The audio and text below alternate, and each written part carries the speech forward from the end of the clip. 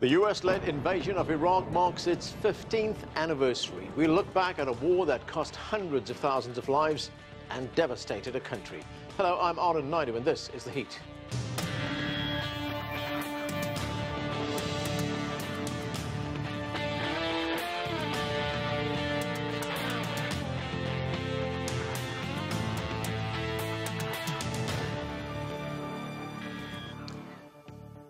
"15 years ago this month, the US-led war in Iraq was launched. The initial objective was to remove Iraq's leader Saddam Hussein and to liberate its people.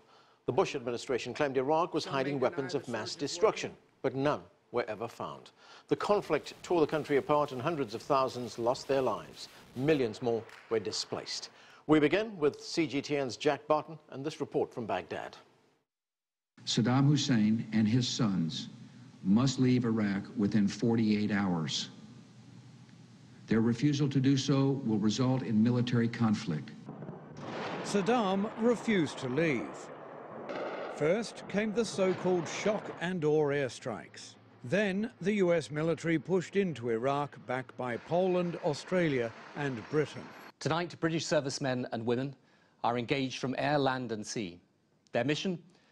To remove Saddam Hussein from power and disarm Iraq of its weapons of mass destruction.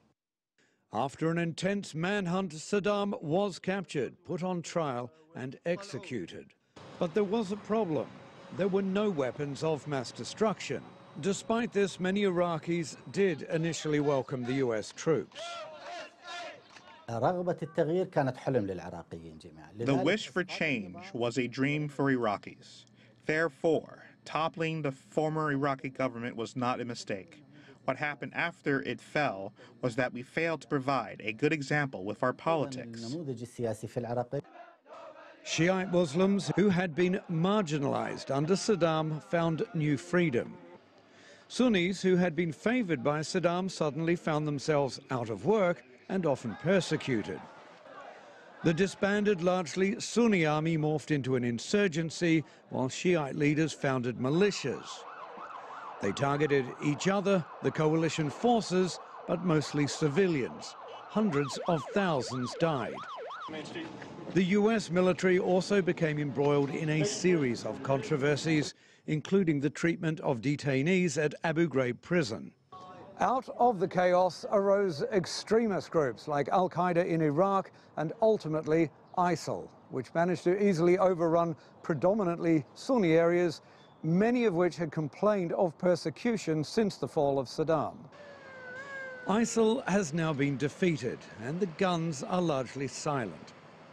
The final verdict might be that the fall of Saddam Hussein and the occupation of Iraq brought some good, but also an unimaginable degree of suffering to a nation that is only just beginning to recover from a decade and a half of bloodshed. Jack Barton, CGTN, Baghdad.